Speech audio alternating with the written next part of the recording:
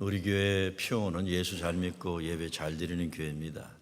근데 우리 교회 비전은 그리스도의 사랑으로 열린 교회, 나눔과 섬김으로 연결된 교회라는, 열린 교회라는 것은 하나님의 은혜는 누구에게나 열려 있다. 그래서 사람은 차별하면 안 된다 이런 겁니다. 또 어떤 신앙의 배경과 전통을 가졌더라도 하나님의 은혜가 같이 동일하게 임하는 걸 인정하는 교회입니다. 교회는 또 누구나 와서 하나님 사랑을 깨닫고 하나님 십자가 은혜를 체험하고 성령님을 통해서 새 사람으로 사는 기쁨과 축복을 누리는 것이 되어야 하는 겁니다.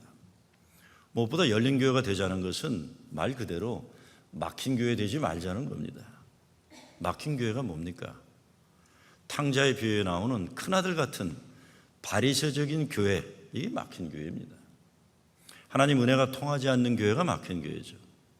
죄의 용서함보다 죄의식에 짓눌리게 하는 교회, 이런 교회 다 막힌 교회들입니다. 막힌 교회들도 이런 거 좋아하는 사람들 많이 모여서 큰 교회 될 수 있습니다. 바리새인 되는 것이 목적인 교회, 열심히 그렇게 하면 사람들 많이 오고 헌금도 더 많이 모일 수도 있습니다. 그러나 그런 교회가 되면 하나님 은혜의 통로가 되기는 어렵습니다. 이렇게 막혀버리면 그 가운데 하나님 생명과 사랑의 기운이 맴돌지를 못합니다. 하늘 은혜의 물줄기가 막히게 되고 축복의 통로가 막히게 되는 겁니다. 교회는 열려야 됩니다. 예수님은 의인을 위해서가 아니라 죄인을 위해서 오셨다고 하셨습니다. 그러니까 교회는 죄인들을 위하여 활짝 열려야 합니다. 그렇지 않으면 자기의 의로움을 자랑하느라 정신없는 바리새인들로 가득한 교회로 전락하고 말 겁니다. 회개하지 않고 죄를 사모하는 인간들, 힘들죠. 그런 인간들하고 같이 사는 거. 그냥 뻔뻔스럽게 늘 죄 지으면서도 아무 죄책 가운데 없는 인간들 사는 거, 그것도 쉽지 않은 겁니다. 그런데 거꾸로 자기의 의로움으로 충만한 바리새인들과 사는 거 사실 더 어렵습니다. 바리새인들과 사는 게 사실 더 어려워요. 죄인들은 민망해할 줄도 알고 미안해할 줄도 아는데 바리새인들은 계속 정죄하고 단죄하고 그런 걸 잘하기 때문에 힘듭니다. 사람은 모두 예수님 만나 죄 용서함 받고 예수님을 그리스도로 영접하고 구원받아야 합니다. 무엇보다 구원은 궁극적으로 모든 소망과 사랑과 믿음을 가로막는 무덤이 열리는 거예요. 그리고 결국 기독교 신앙은 마지막 때 예수님이 다시 오셔서 무덤에서 잠자던 자들이 예수님과 영원한 부활 최후의 승리의 증인들 되는 것, 이거 믿는 겁니다. 오늘 본문 바로 앞에 있는 25절 26절 말씀이 바로 그거죠. 예수께서 가라사대 나는 부활이요 생명이니 나를 믿는 자는 죽어도 살겠고 무릇 살아서 나를 믿는 자는 영원히 죽지 아니하리니 이것을 내가 믿느냐. 열려야 합니다. 막힌 교회 되면 하나님 은혜가 통하지 않고 축복의 통로가 다 막혀버리게 됩니다. 막힌 교회들 많죠. 막힌 인생들 많습니다. 하나님과의 관계가 막히고 사랑과 사랑 관계가 막히고 인생 자체가 막혀버려서 숨 막히고 조금도 발전하지 못하는 인생들 참 많습니다. 열려야 합니다. 그런데 생각과 마음도 예수님 가르침에 따라 열려야 하고 인생 가로막힌 것들이 활짝 열려야 하지만 사람의 힘과 지혜로 못하는 것이 있습니다. 그것은 죽음의 권세를 이기지 못합니다. 사람은. 이것은 예수님이 하셔야 되는 거예요. 오직 부활하신 예수님을 믿는 믿음으로만 가능한 거죠. 오늘 본문은 예수님이 무덤에 갇힌 한 인간을 살리시는 사건입니다. 오늘 주인공 나사로는 예수님이 가장 가깝게 지냈던 마르다와 마리아의 동생입니다. 그 나사로가 죽었다고 마리아와 마리아가 알려주니까 찾아오신 겁니다. 그런데요, 남들은 다 죽었다고 슬피 울고 무덤에 장사 지낸 지 며칠 지났는데 예수님이 오셔서 안 죽었다는 거예요. 그 인간 안 죽었다는 거예요. 살았다는 겁니다. 그런데 어떻게 됩니까? 죽었던 사람이 살아서 무덤을 나온 겁니다. 예수 믿는 것은 이 기쁨, 이 소망, 이 기적, 이거 붙잡고 사는 거죠. 무덤에서 나오는 과정이 어떻게 됩니까? 첫째, 예수님이 돌을 옮겨 놓으라 그랬어요. 나사로의 인생 현실은 생명이 가로막힌 현실입니다. 주변의 모든 사람들이 그가 죽은 것을 분명히 봤습니다. 그래서 그를 사랑하는 사람들이 할 수 있는 최선의 행위는 슬퍼하는 것뿐이 없습니다. 슬퍼하는 게 최선의 행위예요. 그런데 예수님은 아니다. 돌을 옮겨놔라 명령하십니다. 누구에게 명령합니까? 밖에 있는 사람들에게 명령합니다. 무덤 안에 있는 사람이 자기 능력으로 나올 수가 없기 때문에 밖에 있는 사람이 열어줘야만 하는 겁니다. 우리 교회가 사람들의 생명을 가로막는 큰 돌을 옮겨 넣는 교회 되기를 빕니다. 가로막는 돌 되지 마세요. 가로막은 돌을 옮겨 넣는 교회 됩니다. 사람들은 모두 나름대로 무덤이 있고 무덤 앞에 큰 돌이 있습니다. 너무 커서 혼자 스스로 옮겨 놓을 수 없는 거예요.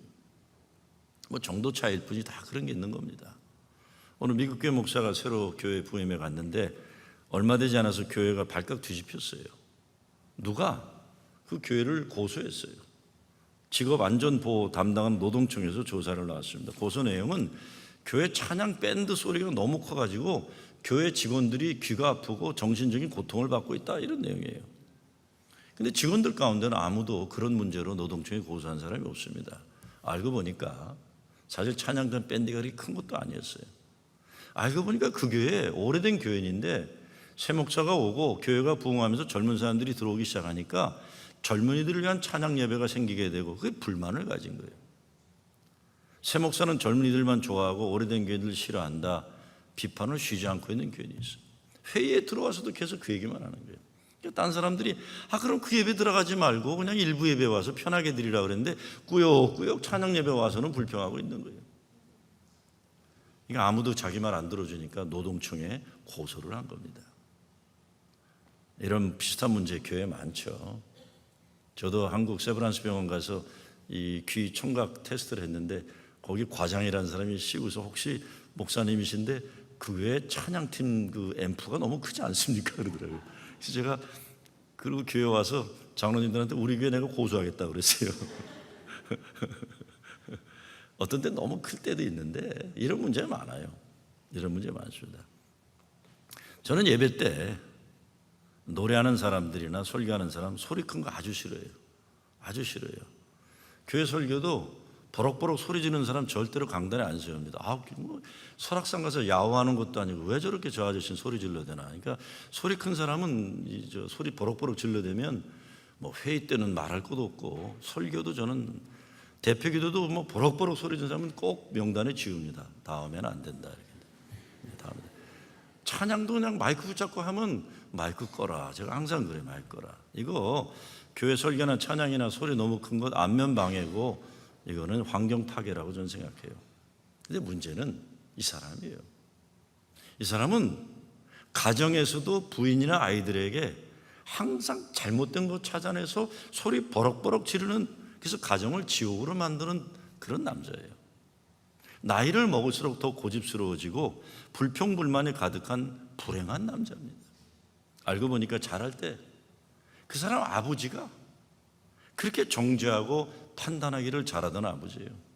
한 번도 아들을 칭찬해 주거나 사랑한다는 말을 해주지 않고 야단치고 어린아이 자존심 상하는 말을 함부로 하던 그런 아버지 밑에 자랐어요. 더 심각한 문제는 이 아이가 이 사람이 평생 교회를 다녔는데도 늘 그러니까 그런 줄 알고 아무도 관심 가지지 않고 방치해 둔 거예요. 서로 무관심한 교회가 되다 보니 아무나 함부로 해도 상관하지 않고 내버려 두는 교회였습니다. 그러니 이 사람은 집에서 하는 것을 교회 와서도 똑같이 하는 것이고 교인들은 원래 저 인간 저러니까 내버려 두자. 문제는 그 사람을 아는 오래된 교인들은 괜찮은데 새로 오는 교인들은 그 사람 때문에 상처받고 무슨 교회가 이런 교회가 다 있나 떠나게 되는 게 문제입니다. 결국 목사가 연결해 그 사람을 찾아갑니다. 대화를 시작했어요. 왜 그런가 이야기를 들어줬어요. 교회가 시끄럽다고 노동청에 고소한 것도 교회를 위한 일이라고 생각한다고 고맙다고 이야기를 했어요. 목사가 그 인간과 대화를 하면서 참고 또 참으면서 한 번도 정죄하는 말이나 불평하는 말을 하지 않고 고맙다고 감사하다고 했어요. 앞으로 목회를 위해서도 많은 조언을 달라고 부탁을 합니다. 그런데 이상한 일이 생기는 겁니다.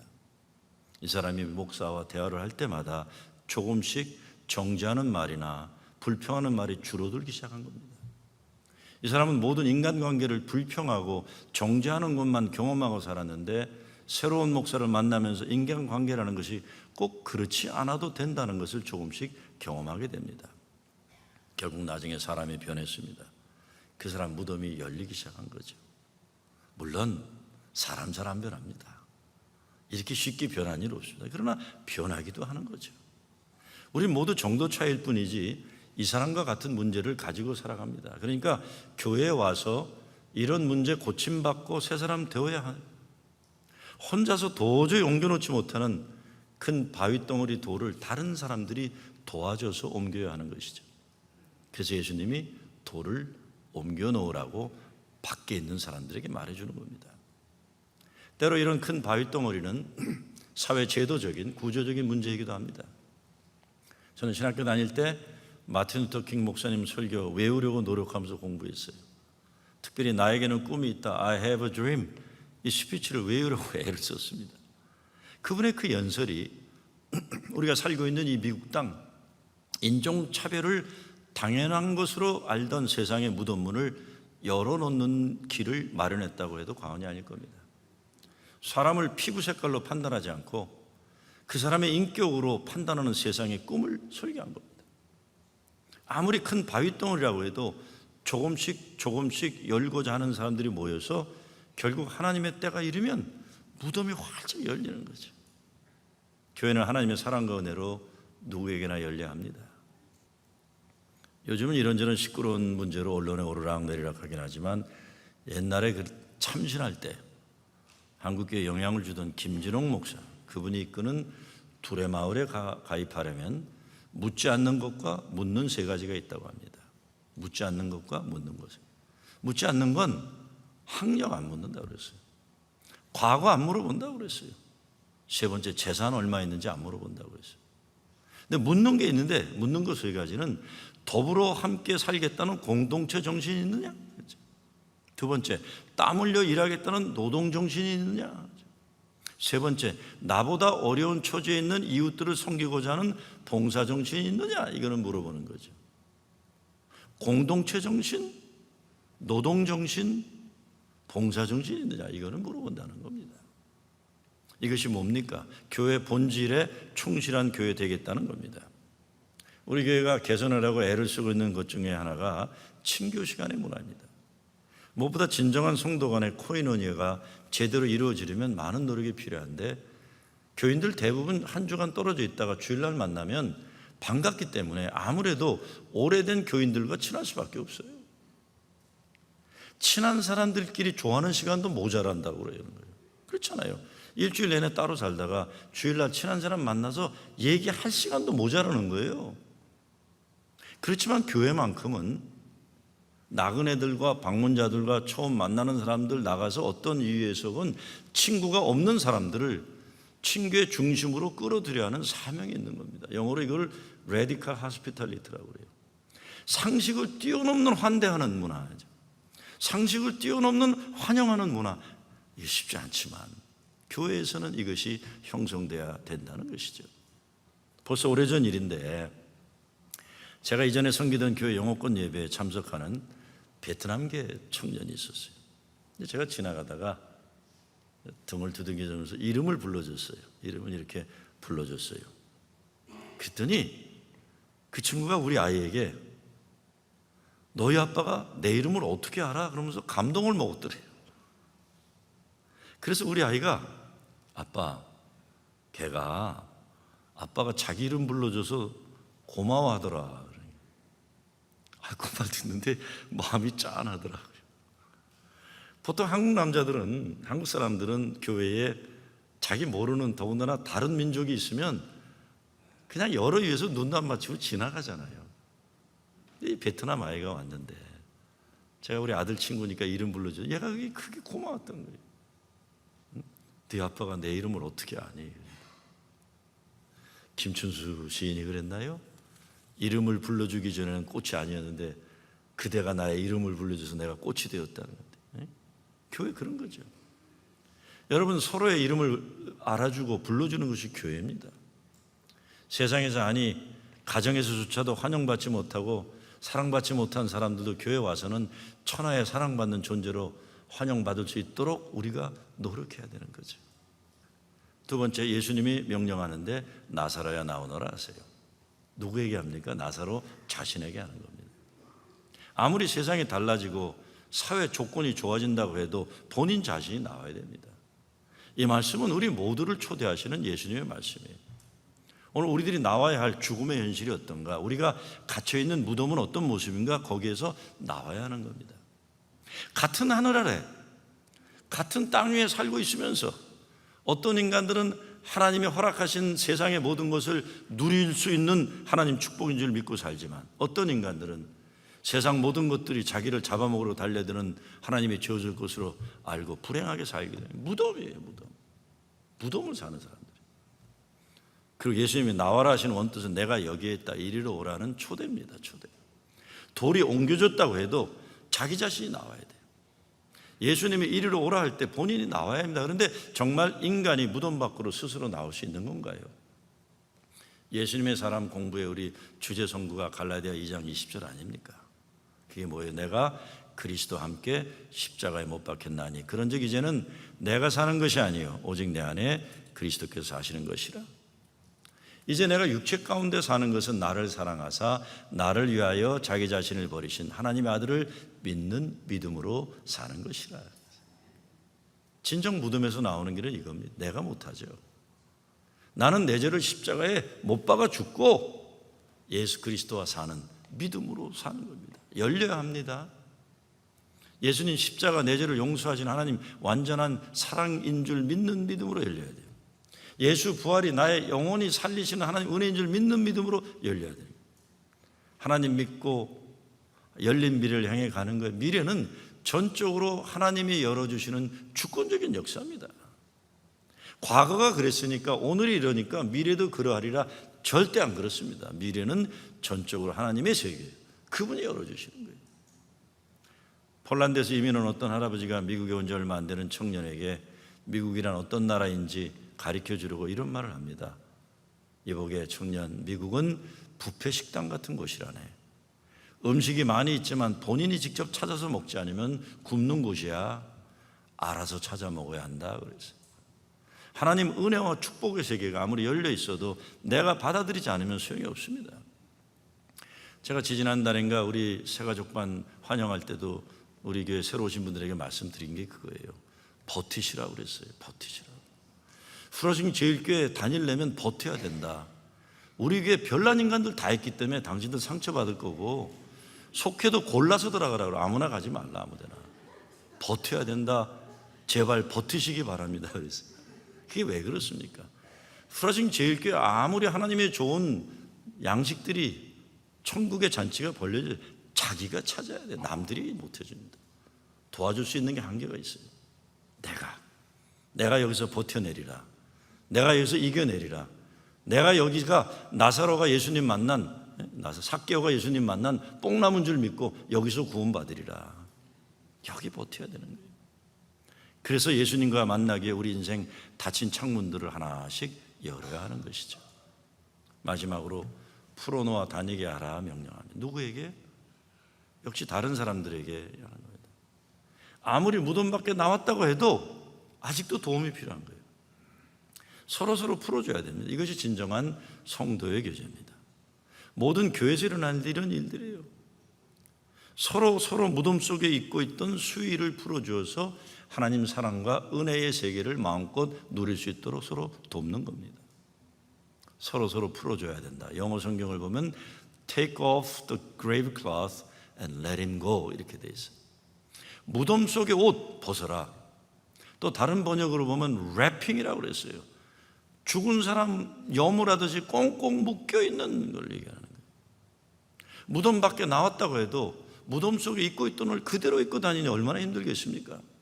그러니까 여러분 잘 생각해 보면요, 교회 나와서도요, 예수 믿었다고 하면서도 집사도 되고 권사도 되고 뭐 장로도 되고 목사가 되고 그랬다고 해도 아직 그 옷을 그냥 입고 꽁꽁 묶여서 다니니까 이게 걸어 다니는 게 아니에요. 가만 생각해 보면 걸어 다니는 게 아니에요. 굴러 다니는 거예요. 우리가 지금요.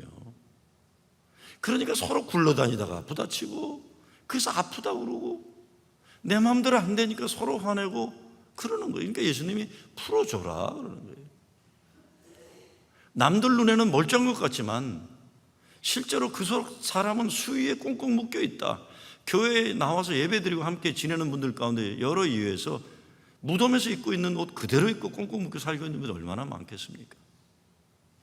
보면 알잖아요. 누가 지금 꽁꽁 묶여 있는지. 우리가 여러분 얼굴 한 번 웃지 않는 사람이 예배드리면서도요. 그냥 이게 근육이 굳어져서 그래요. 이거 안 풀려요. 이거 안 풀려요. 확 열어줘야 돼. 확 그냥 열어주고요. 교회가 하는 일은 무덤에 있는 사람이 예수님 만나 하나님 사랑 은혜 가운데 새 삶을 살도록 도와주는 거예요. 무엇보다 우리는 예수님 만나면 무덤 문이 열린다는 소망과 믿음을 놓치지 말아야 되는 겁니다. 제가 올해부터 뉴욕연에 성직자 심사위원으로 또 1년 됐는데 하라고 그래서 그냥 하겠다 그랬어요. 시카고에서도 오래 했고 아틀란티스도 오랫동안 했는데 미국 목회자들 자격 심사할 때 은혜 받을 때가 많아요. 오래전인데 목사 후보생도 심사하는데 미국 교회에서 사역하는 아주 키가 큰 잘생긴 미국 청년이 심사받으러 들어왔어요. 제가 위원장이니까 네 살아온 삶을 5분 안에 얘기하라 그랬더니 깜짝 놀랐어요. 자기 부모가 모두 알코올 중독자다. 엄마 아빠 누나들도 알코올 중독자고 자기도 알코올 중독도 살아봤다. 아버지는 알코올 중독자의 운명은 알코올 중독으로 살다 죽는 거라고 생각하고 그렇게 죽었다는 거예요. 그래서 자기도 그렇게 살라고 생각한 거예요. 자기도 그렇게 살라고 생각했는데 예수 믿는 여자를 만난 겁니다. 예수 믿는 여자를. 예수 믿게 됐어요. 그래가지고 이제 부름 받아서 목사까지 되려고 온 거예요. 목사까지. 그때 다른 심사위원이 네 인생에 가장 자랑스러웠던 삶은 어느 때였는가? 그랬더니 지금 이 순간이라는 거예요. 지금 이 순간이라. 아무도 내가 오늘 이 자리에 이렇게 있을 것이라고 상상한 사람이 없다. 내가 오늘 심사에 통과해서 목사가 되든지 안 되든지 상관없다. 내가 여기까지 왔다는 그 자체만으로도 난 하나님 은혜에 감사하고 감사할 뿐이다. 그러면서 눈물을 흘리더니 계속 이렇게 말합니다. 내 아버지가 살아있다면 얼마나 좋았을까? 내 아버지가 살아있으면 얼마나 좋을까? 내 아버지는 사람은 운명대로 살다 끝나는 거로 생각했는데 그 아버지 아들이 이렇게 자랑스러운 모습으로 살 수 있다는 것 알고 예수 믿었으면 얼마나 좋았을지 모른다. 아버지는 인생이라는 것 절대로 바뀌지 않는다고 믿고 살다 죽었다. 예수 만나면 인생은 바뀔 수 있는 것인데. 교회는 무덤에 갇힐 때 입는 옷 그대로 입고 사는 사람들 옷을 풀어 놓아주는 일을 하는 것입니다. 교회 안에 들어와 있지만 남들은 알지 못하는 자기 자신만의 무덤 속에서 입던 그 옷을 그대로 입고 살아가는 사람들이 있는 겁니다. 그것이 자기 자신을 괴롭히는 것이건 남을 무덤 속에 살게 만드는 못된 것이건 마찬가지입니다. 교회 별 사람들 다 있잖아요. 우리가 알잖아요. 알고 보면 다 불쌍한 사람들입니다. 예수님 만나 치유받고 사랑을 회복하고 하나님 만드시고 기뻐하신 그 형상을 회복해야만 살 수 있는 사람들이에요. 그런데 그 예수님 만남이라는 것이 사람들을 통해서 이루어질 때가 많이 있습니다. 그러니까 우린 서로 필요한 존재예요. 때로 교회에 보면 아직도 자기 속에 큰 바위 덩어리가 해결되지 않아서 몸부림치는 사람들 많습니다.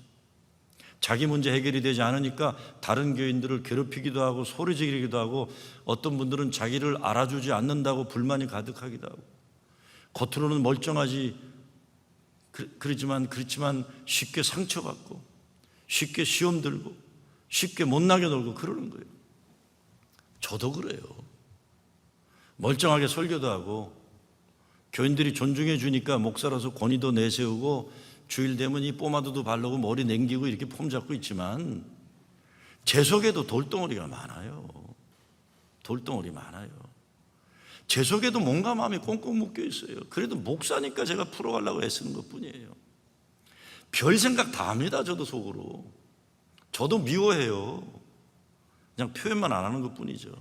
혀를 깨물고 있는 거예요.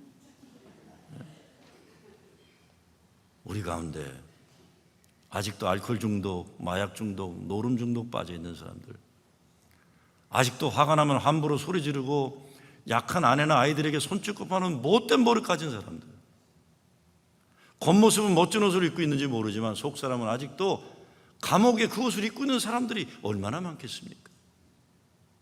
때로 자기 자신이 이걸 풀지 못하기 때문에 예수님은 풀어놓아 다니게 하라고 그러는 거예요.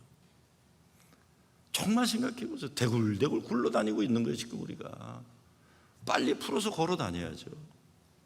오늘 성경 말씀을 가만히 들여다보면 진짜 기쁜 소식 복음이 있어요. 그게 뭡니까?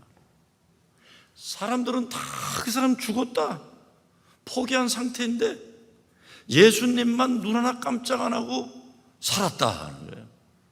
저 친구 살았다. 오셔서 죽은 사람 생명으로 이끌어줘. 예수님은 살았다고 얘기하시는 거예요. 안 죽었다. 저 집안 안 죽었다.